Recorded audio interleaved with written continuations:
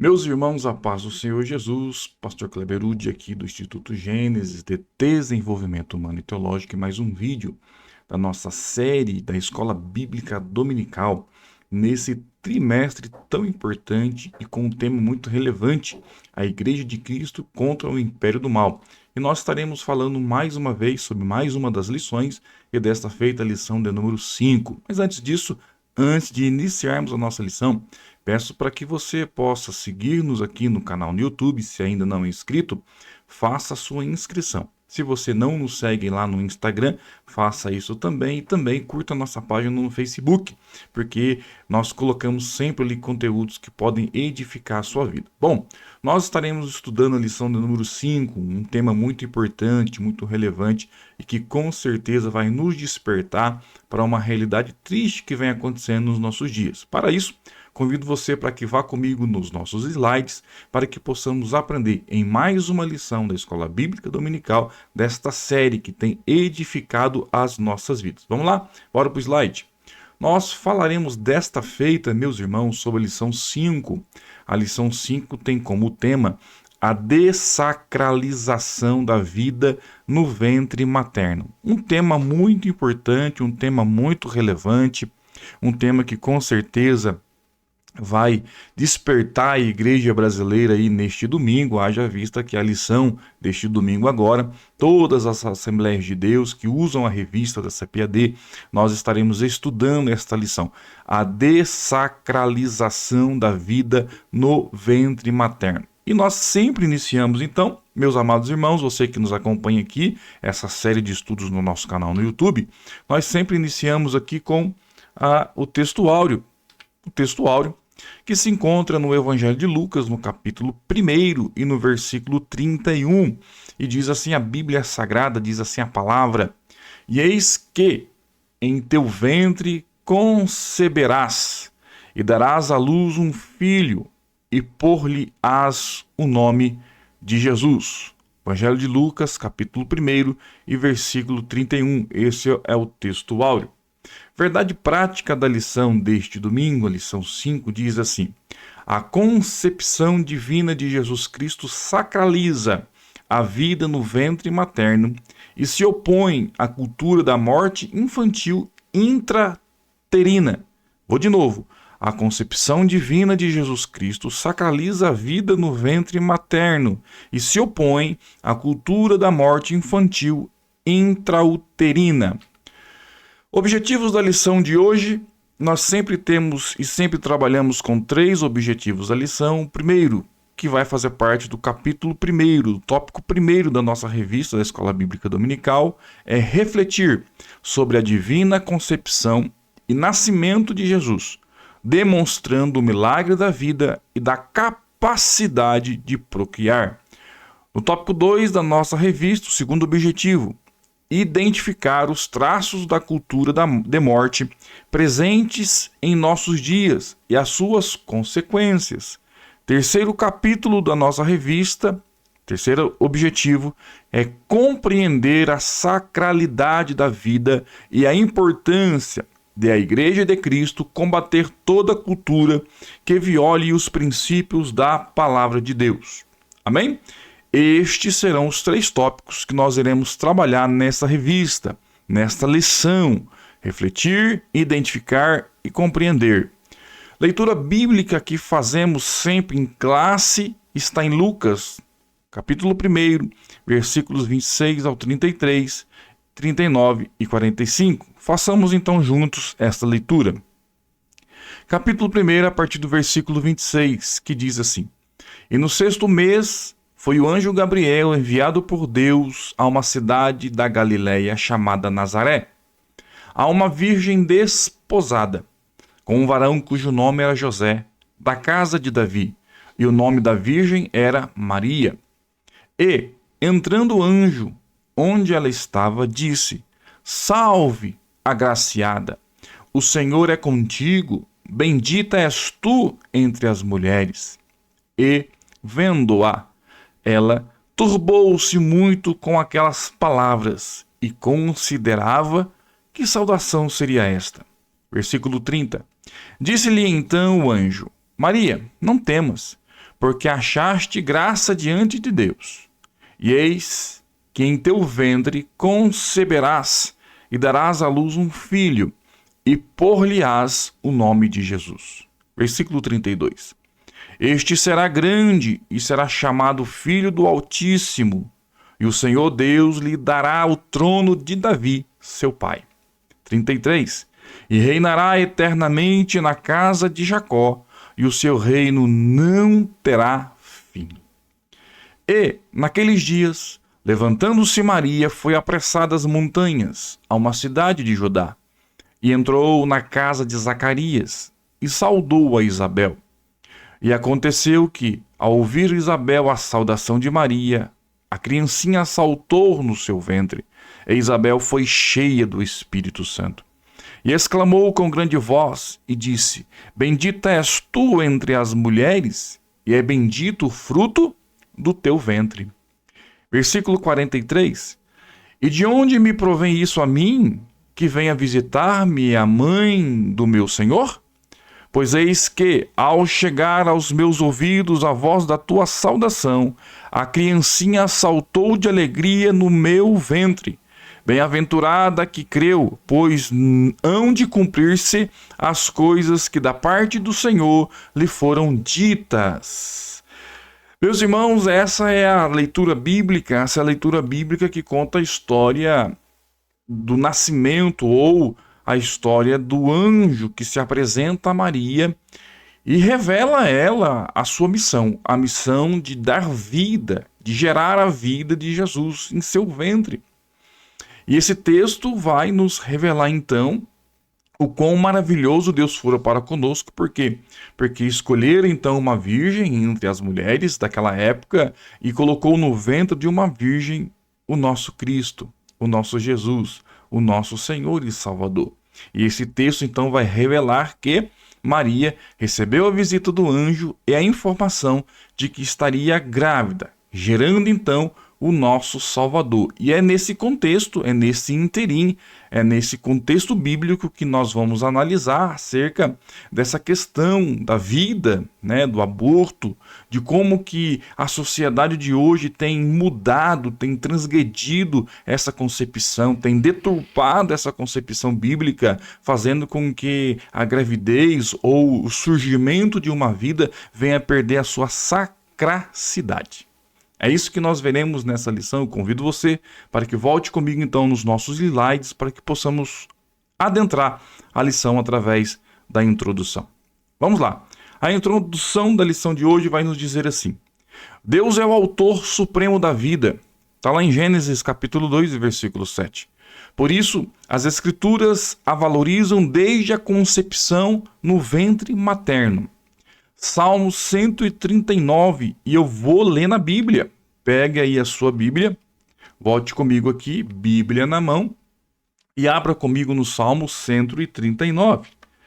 Livro de Terlim, o livro dos louvores, o livro dos Salmos, de número 139. Livro dos Salmos, o Inário de Israel, o Salmo de número 139.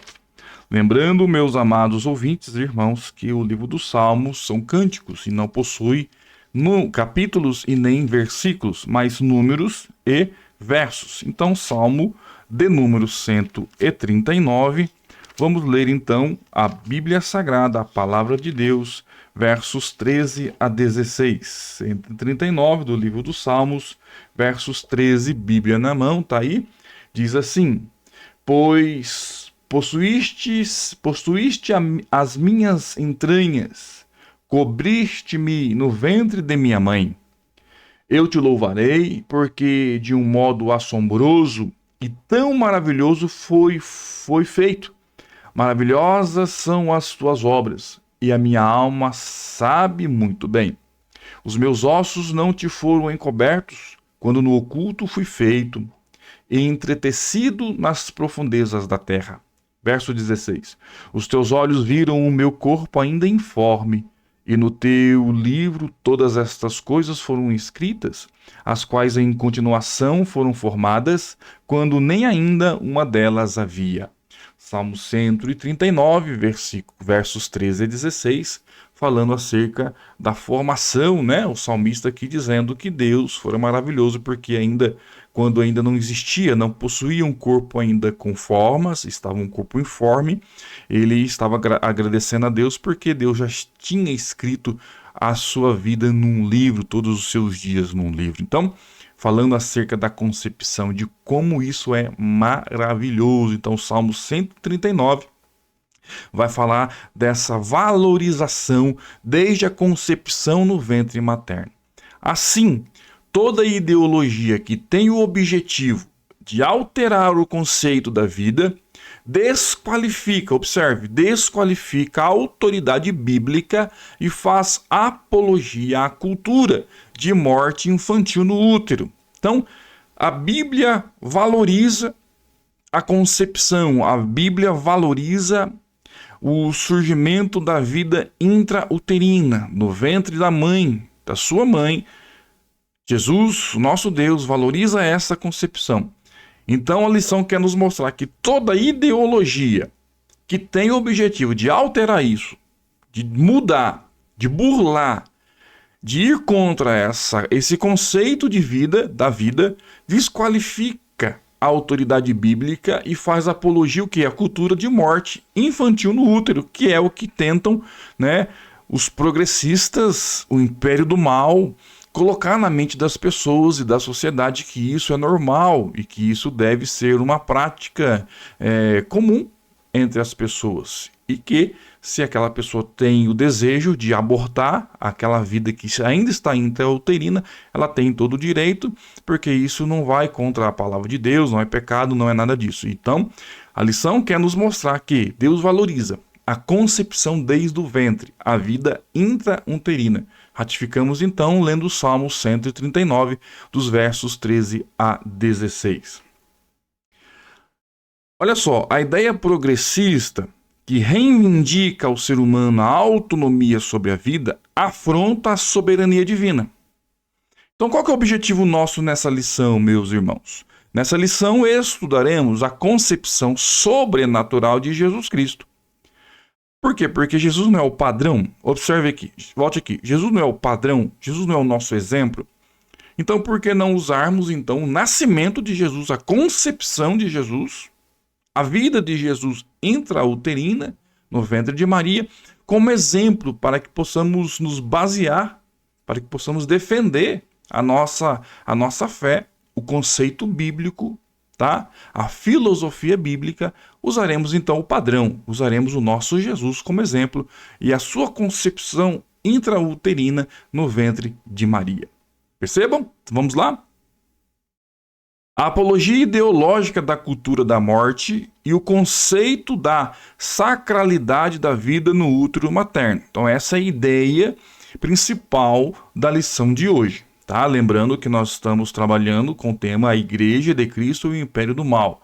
Então nós estamos trabalhando temas polêmicos, temas antagônicos aos conceitos bíblicos e nós como igreja precisamos nos posicionar acerca disso. Então a lição de hoje vai falar acerca da vida intrauterina e dessa desvalorização e dessa luta contra, essa apologia contra esse conceito bíblico que o Império das Trevas tem colocado na sociedade nos dias de hoje. Primeiro ponto da lição, a concepção de Cristo. Vamos observar como foi o nascimento de Jesus, como foi essa concepção do nosso Cristo. Se não, vejamos. O anúncio do nascimento. Então Jesus foi um milagre anunciado. O anjo vai até Maria e anuncia que ela estaria grávida do Filho de Deus. Uma virgem comprometida em casar-se com José, chamada Maria, recebe a visita do anjo Gabriel em Nazaré. Lucas 1, 26 e 27. Nós lemos esse texto. O ser angelical, o anjo, ele faz uma revelação. Qual que é a revelação que o anjo faz a Maria? Em teu ventre conceberás e darás à luz um filho e pôr-lhe-ás o nome de Jesus. Essa é a revelação que um anjo dá a Maria, dizendo, olha, em teu ventre tu conceberás, darás à luz um filho e esse filho se chamará Jesus. Diante do inusitado, Maria indaga. Óbvio, quem não indagaria? Maria vai perguntar: como se fará isso, visto que não conheço o varão? Ou seja, ainda não tive relação com homem nenhum. A pergunta demonstra a perplexidade da Virgem de como se daria a concepção sem a participação de um homem. Uma pergunta natural, uma pergunta normal, uma pergunta óbvia, clara, objetiva. No Evangelho, a menção à cidade de Nazaré é profética, Lucas 1:26, pois o Cristo seria chamado de Nazareno, Mateus 2:23. Lucas ainda enfatiza a virgindade da donzela e a descendência de José, da casa de quem? Da casa de Davi. Essas informações integram as profecias messiânicas e tornam fidedigno o relato bíblico de Isaías 7,14, do Salmo 89, versos 3 e versos 4. Isaías 7,14, por exemplo, diz assim: portanto, o mesmo Senhor vos dará um sinal. Eis que uma virgem conceberá e dará à luz um filho, e será o seu nome Emanuel.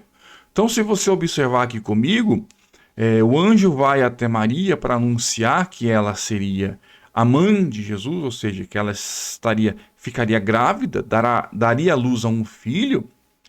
Ela fica indignada, ela fica com os olhos esbugalhados, vamos dizer assim, perplexa. Faz um questionamento: como assim? Como isso vai acontecer? Eu não conheço o varão. Uma pergunta óbvia. Naquele momento ela ficou com certeza perplexa pelo anúncio daquele ser celestial. Mas o ser celestial diz: ficará grávida e dará à luz de um varão.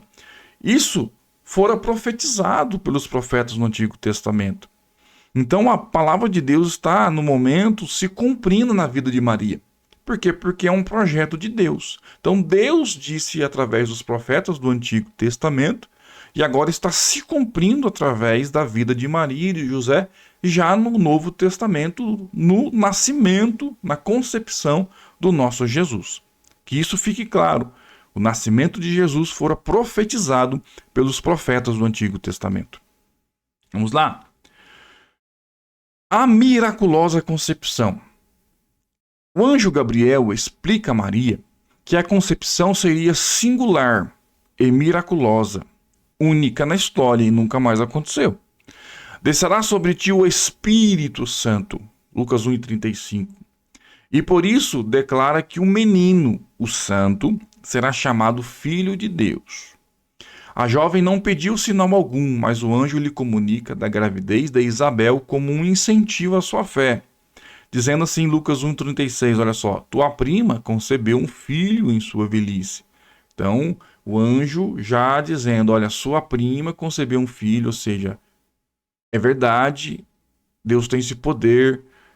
Se a sua prima na velhice concebeu, você, jovem, conceberá. Porém, o filho não será de José. Você ficará grávida, então, de um milagre através do poder do Espírito Santo. O testemunho das Escrituras de mulheres estéreis que ficaram grávidas preparou o mundo para crer e receber o milagre da concepção de Jesus por meio de uma virgem. Isso é interessante, porque poderíamos estar até hoje duvidando, como tem pessoas que duvidam, né? Como assim uma virgem conceber? Como assim uma virgem ficar grávida sem o contato de um varão, sem um contato sexual? Como assim? Isso para a ciência é impossível. Mas a Bíblia tem relatos de mulheres estéreis que ficaram grávidas pelo poder de Deus, por uma ação divina. Isso foi fruto de um preparar do caminho para que Maria recebesse essa profecia, o cumprimento dessa profecia, e recebesse essa gravidez miraculosa, e todos passassem a entender e aceitar que Deus de fato tem esse poder para fazê-lo. Por isso, o milagre da concepção de Maria. Por isso, hoje nós não questionamos. Muito pelo contrário, nós ratificamos, nós cremos que Maria fora virgem quando Jesus nascera, quando concebeu a Cristo em seu ventre. A respeito dessa realidade, o anjo endossa, ratifica, ao se referir à gestação de Isabel. É este o sexto mês para aquela que era chamada estéril? Lucas 1,36, a segunda parte do versículo. Ao finalizar a mensagem, Gabriel completa: porque para Deus nada é impossível. Ou seja, se para Isabel, que ela é estéril, estava numa idade avançada, Deus fez com que ela concebesse e daria à luz um filho, imagine para Maria, uma jovem, com saúde, sem nenhuma dificuldade. Será que Deus não teria poder também para que Maria ficasse grávida, cumprindo então uma profecia lá do Antigo Testamento e um projeto de Deus? Olha só, Deus faz tudo certo, porque para Deus nada é impossível. Vamos lá, vamos adiante. Terceiro ponto do tópico 1, a bênção do nascimento. Vamos lá. A vida gerada no ventre de uma mulher é um milagre, Eclesiastes 11:5, pois Deus adotou o ser humano com a dádiva da procriação, né? Deus dotou o ser humano com a dádiva da procriação. Eclesiastes capítulo 11, versículo 5 diz: assim como tu não sabes qual o caminho do vento, nem como se formam os ossos no ventre da que está grávida, assim também não sabes as obras de Deus, que faz todas as coisas. Olha só que lindo. Por isso o nascimento de filhos é uma recompensa divina. Salmo 127, verso 3. Eis que os filhos são herança do Senhor, e o fruto do ventre, o seu galardão. Olha só que lindo, meus irmãos. Contudo, sem o dom da fertilidade, um ventre estéril torna-se obstáculo para a vivência da maternidade. Olha Gênesis 30, versículo 1. Vendo, pois, Raquel, que não dava filhos a Jacó, teve Raquel inveja de sua irmã e disse a Jacó: dá-me filhos, se não morro. Assim, a relevância da gestação e a sacralidade da vida no ventre da mãe são endossadas quando a Bíblia registra a gravidez miraculosa de Maria e de Isabel, uma virgem e outra de idade avançada, né? Isabel trazia João no seu ventre, que nasceu com o objetivo de preparar o Senhor, um povo bem disposto. Maria portava em seu ventre o Filho do Altíssimo, o Rei Eterno, que nasceu para ser o Salvador, que é Cristo, o Senhor. Lucas 2,11. Pois na cidade de Davi vos nasceu hoje o Salvador, que é Cristo, o Senhor. Segundo ponto da nossa lição, vai falar um pouquinho sobre a cultura da morte. E nós vamos entrar então nesse tópico que muito nos preocupa. Nós já entendemos então na primeira parte da nossa lição que Deus enxerga, né, o nascimento, a concepção como bênção, como milagre, como graça. E nós entendemos através da vida de Maria, de Isabel e de exemplos no Antigo Testamento de mulheres estéreis que se tornaram férteis através do poder de Deus, que Deus criou, que Deus projetou, que Deus estabeleceu esse projeto lindo da família através do nascimento de um ser humano, é a concepção de um ser humano dentro do ventre de sua mãe. Então nós já entendemos que é bênção de Deus, nós já entendemos que é vontade de Deus, nós já entendemos que é o processo natural, a ordem natural de Deus para que isso aconteça. E agora nós vamos entrar num ponto muito difícil de entendermos hoje, que é um ponto onde se prega contra essa concepção natural, a cultura da morte. Lembre-se, nós estamos trabalhando o tema Igreja contra o Império do Mal. Nós já falamos sobre a distorção da doutrina do pecado, nós já falamos sobre a distorção das doutrinas da palavra, nós já falamos sobre essa questão do progressismo, e nós estamos tratando agora sobre a cultura da morte, a cultura do aborto. E vamos observar aqui nos slides para que você possa ficar ainda mais perplexo e, como igreja, buscarmos mais a Deus para que este mal venha a ser extirpado da nossa cultura, da nossa nação. Vamos observar a cultura da morte? Qual que é o projeto ideológico para que isso venha a acontecer? A cultura da morte é um conjunto de ideias que visa modificar o conceito bíblico da vida. Esse é o objetivo principal. Modificar o conceito bíblico da vida. Entre suas pautas estão a legalização do aborto e da eutanásia, apologia ao suicídio e o controle da natalidade. Mediante estratégias culturais, intelectuais e políticas, impõe-se uma agenda de desconstrução da sacralidade da vida, algo caro à cultura cristã, como vimos no tópico anterior. E você consegue observar aqui nos slides as imagens, né, de um monte de gente buscando a legalização do aborto, a liberdade para dentro do meu útero, né, as pessoas aqui, as mulheres feministas e progressistas, dizendo que tem liberdade de escolher se nasce ou se não nasce uma criança, afinal de contas o útero é dela e está em seu corpo, então ela tem o poder de tomar decisões. Tudo isso é uma cultura de morte. E nesse sentido, estimula-se a eugenia, o descarte do ser humano com alguma má formação ainda no útero materno. A maternidade é depreciada a fim de que a mulher não deseje ser mãe. Então, essa questão da eugenia é quando uma criança se forma no ventre de sua mãe e possui alguma deformidade. Então, eles estão buscando um conceito ou o direito de que essa mãe possa decidir abortar esta criança porque ela tem uma deformação. Esse é algo que a eugenia vem propor, e essa cultura de morte vem estimular isso, né? Onde a pessoa observa que a criança está com alguma deformação em seu útero, então ela não vai nascer, ela vai abortar porque é um direito dela. Então o conceito de saúde reprodutiva é modificado para justificar o aborto como medida de saúde feminina. O direito à vida no útero é substituído pelo direito incondicional da mulher sobre o próprio corpo, que por meio do aborto decreta a morte do fruto de seu ventre. Olha que coisa terrível. Olha que coisa terrível. Ou seja, a concepção de uma vida no ventre vem de Deus.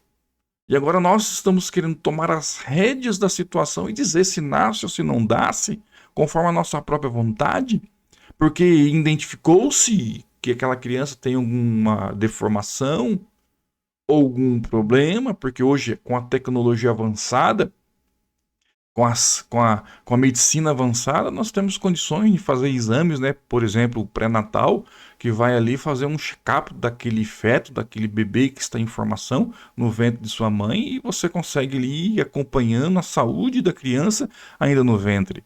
E alguns tempos atrás, algum tempo atrás, por exemplo, não existia esse tipo de coisa. Então a pessoa nascia e, com saúde ou sem saúde, ela nascia. E o pai e a mãe, com muito amor e carinho, cuidavam daquela criança. Mas hoje já estão aí com essa questão da eugenia, tentando fazer com que a mulher tome essa decisão. E ela vá acabar, então, matando o fruto de seu ventre, por decisão própria. Olha só, é uma cultura de morte realmente, e nós precisamos combater isso. Segundo ponto, o direito sobre o corpo. Essa cultura vai fazer com que as pessoas que aderem a ela digam, tem o direito sobre o corpo. A cultura pós-moderna insiste que é direito do ser humano exercer a autonomia sobre o próprio corpo. Essa ideia é de liberdade total ao controle individual sobre a constituição física e o comportamento humano. Meu corpo, minhas regras. Então o slogan Meu Corpo, Minhas Regras é utilizado em defesa das liberdades sexuais e reprodutivas, bem como para a escolha de vida ou de morte. Então é um slogan satânico, Meu Corpo, Minhas Regras. E se nós formos observar o texto bíblico, nós entendemos que o corpo não é nosso, mas é templo do Espírito Santo. Para nós cristãos, é templo do Espírito Santo. E essa ideia de templo do Espírito Santo é para todo ser humano. Por mais que a pessoa não sirva a Deus, está lá no mundão vivendo a sua vida em impiedade, ela está pecando, ela está cometendo um grande erro E um grave erro quando ela diz que o meu corpo são minhas regras. Mas tudo isso é porque existe uma imposição de uma cultura maligna, satânica na sociedade em que vivemos nos dias atuais. Nessa percepção estão os direitos, entre aspas, à prostituição, ao aborto, à eutanásia, ao suicídio e outros. Qualquer opinião contrária é considerada violação da liberdade humana. Nesse quesito, as Escrituras asseveram que o corpo deve ser nutrido e respeitado. Carta de Paulo à igreja em Éfeso, capítulo 5, verso 29, vai dizer: porque nunca ninguém aborreceu a sua própria carne, antes a alimenta e sustenta, como também o Senhor a igreja. Então é interessante, né? Porque nunca ninguém aborreceu a sua própria carne, ou seja, a gente cuida do nosso corpo. Ou você deixa de comer, ou as pessoas deixam de comer, deixam de beber, né? Deixam de se exercitar. Nós cuidamos do nosso corpo. Então é o que Paulo está querendo dizer. Claro que ele está fazendo ali uma analogia em relação ao cuidado de Deus para com a igreja, mas é sério o que Paulo fala. Porque observa o versículo, porque ninguém aborreceu a sua própria carne. Muito pelo contrário, você alimenta ela, você sustenta ela. Então hoje nós estamos vendo uma distorção desses princípios e estamos ferindo o nosso próprio corpo com essas pautas progressistas, né? Dizendo que temos direito à prostituição desenfreada, a aborto, a eutanásia, a suicídio e outras coisas. É uma cultura satânica e a igreja precisa se preparar para lutar contra ela. Vamos lá. Porque ninguém nunca aborreceu a sua própria carne, antes a alimenta e sustenta, como também o Senhor a igreja. Embora livre, o ser humano não tem o direito, tá, de profanar o seu corpo.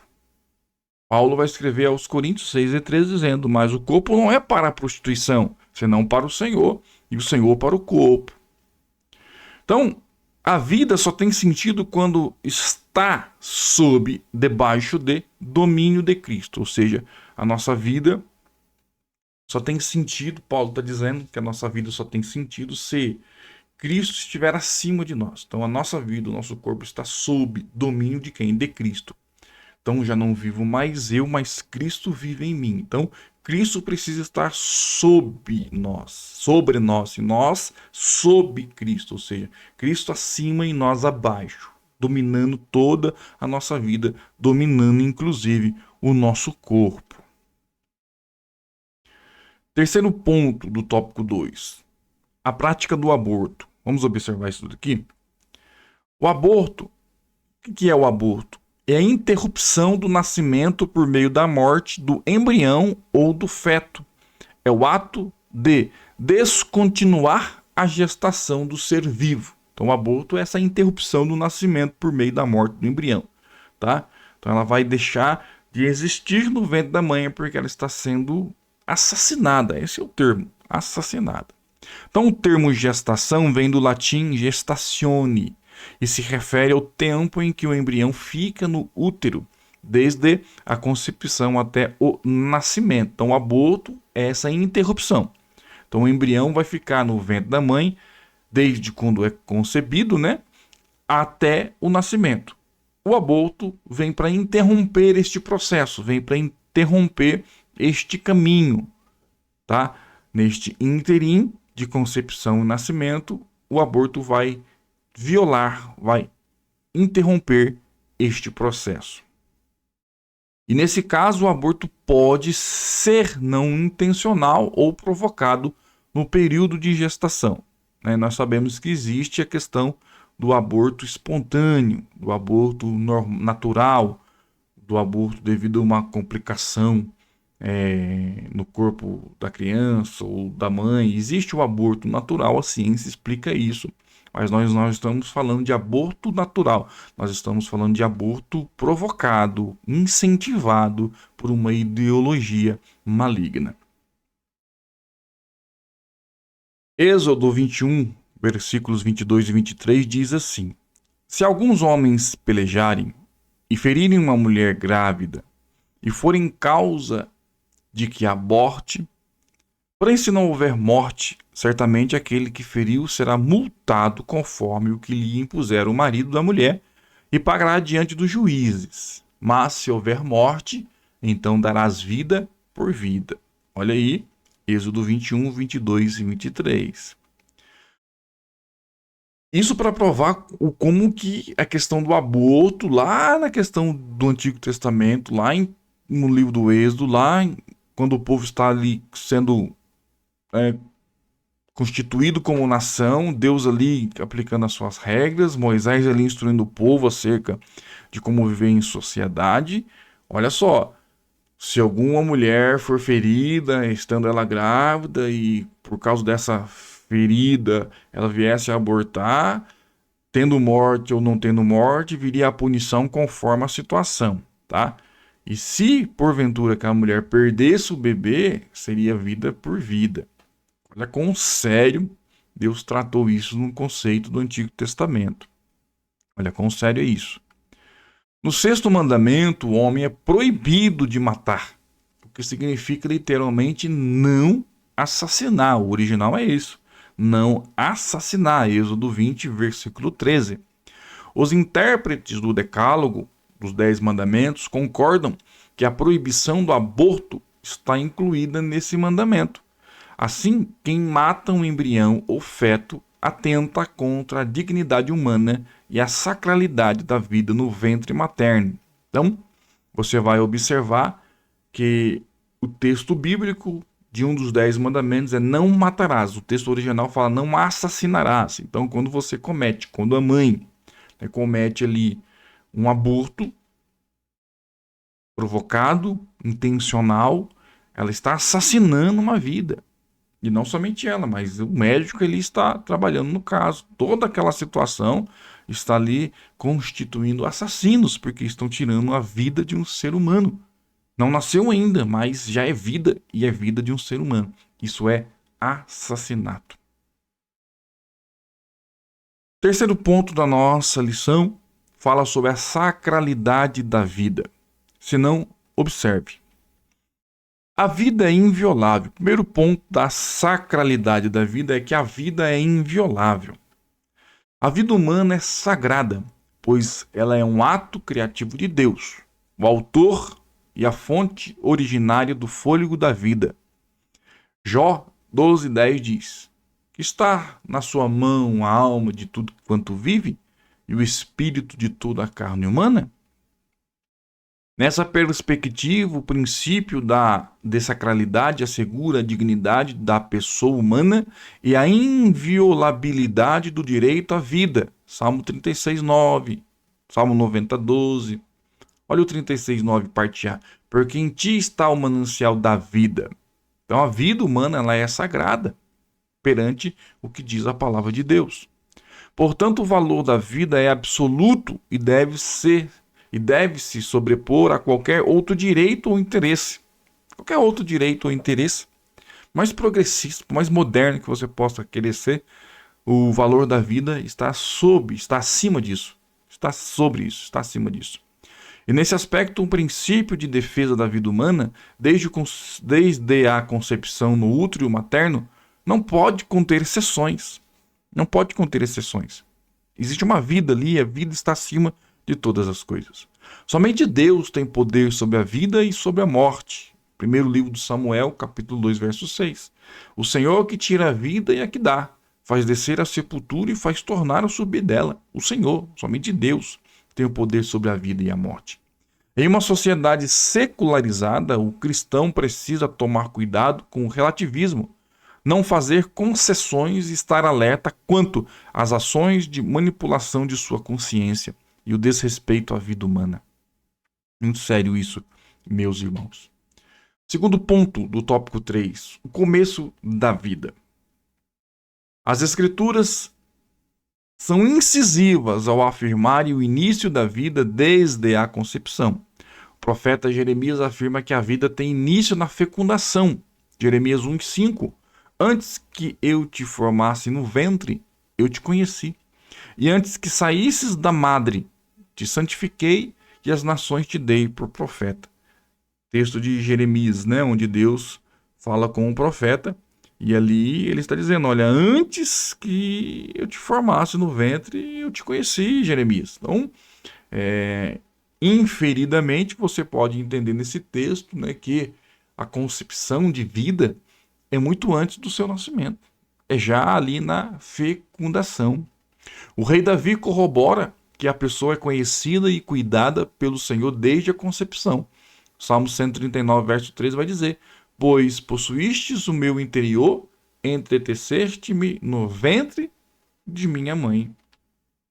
Deus é quem forma o ser vivo dentro do ventre da mãe. Eu te louvarei porque, de um modo terrível e tão maravilhoso, fui formado. Maravilhosas são as tuas obras, e a minha alma o sabe muito bem. Salmo 139, verso 14. Ainda o salmista afirma que Deus vê o embrião ainda informe, sem forma, e o ama em todos os processos formativos da vida intrauterina, desde a fecundação até o nascimento e por toda a vida. Então você vai observar que Deus ama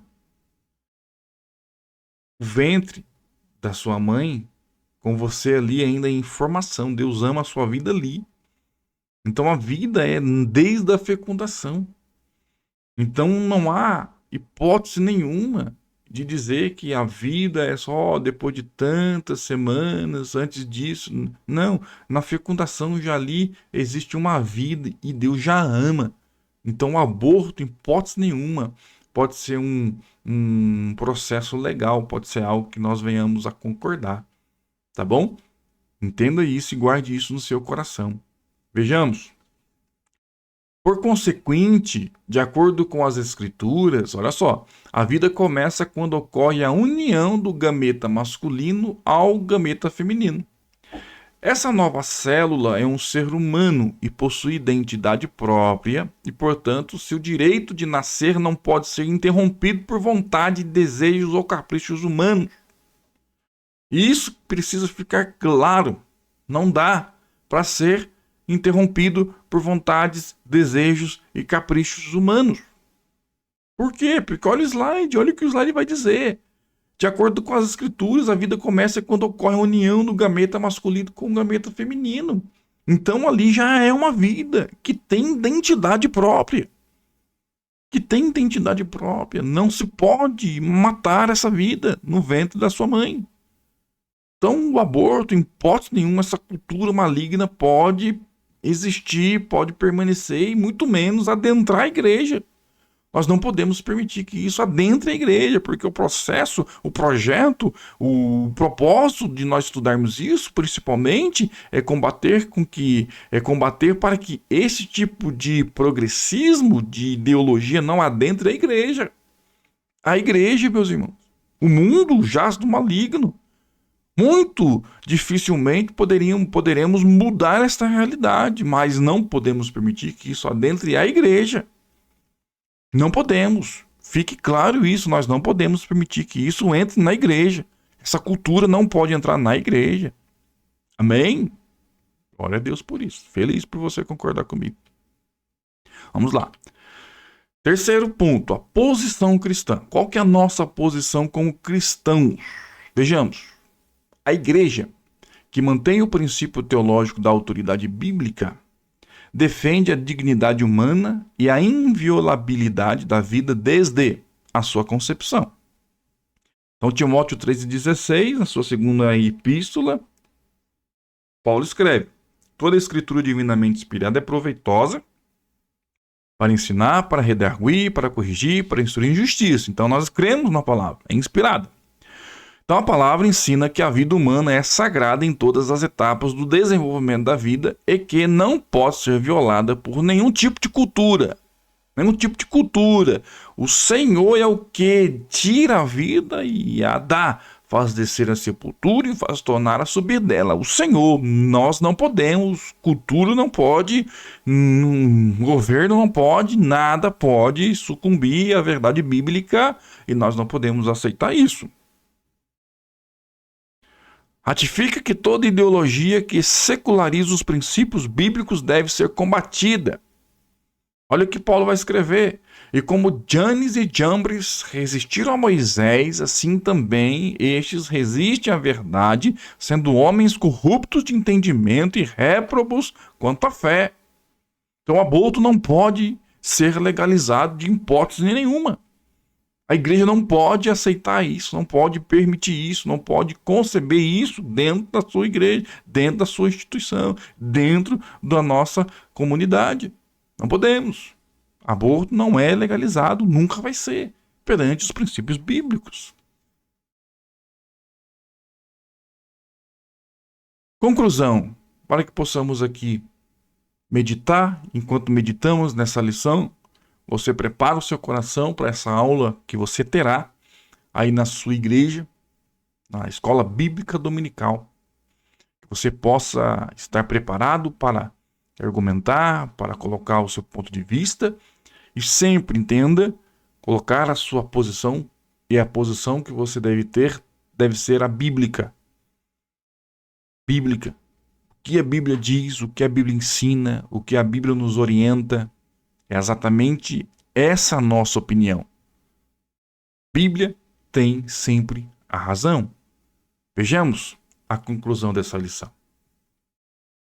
A gestação e a procriação do ser humano são bênçãos divinas. A concepção de Cristo no ventre de uma virgem certifica a sacralidade da vida intrauterina. A interrupção da vida em qualquer fase da gravidez é uma agressão ao direito inviolável de nascer. A valorização da dignidade humana, o direito à vida e o cuidado à pessoa vulnerável são princípios imutáveis do cristianismo bíblico.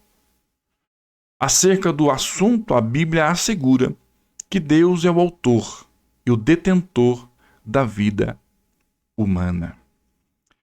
Então, você que assistiu esse vídeo, guarde esta mensagem no seu coração. Sigamos a palavra de Deus. Preguemo-nas. Valorizemo-nas. Eu acho que fala assim, não importa. O importante é que nós venhamos a guardar a palavra no coração e vivê-la na prática. Que você entenda que essa cultura é maligna e que não pode jamais adentrar a igreja. Que Deus abençoe você, que Deus guarde a sua casa, que Deus abra o seu entendimento e que possamos, como apologetas de Cristo, defender a nossa fé, defender a cultura bíblica e não permitir com que este mal adentre as portas da nossa congregação e da nossa igreja. Deus abençoe você e até o próximo vídeo, até a lição 6 da nossa série da Escola Bíblica Dominical. Shalom, paz e prosperidade. Deus abençoe a sua vida. Até mais.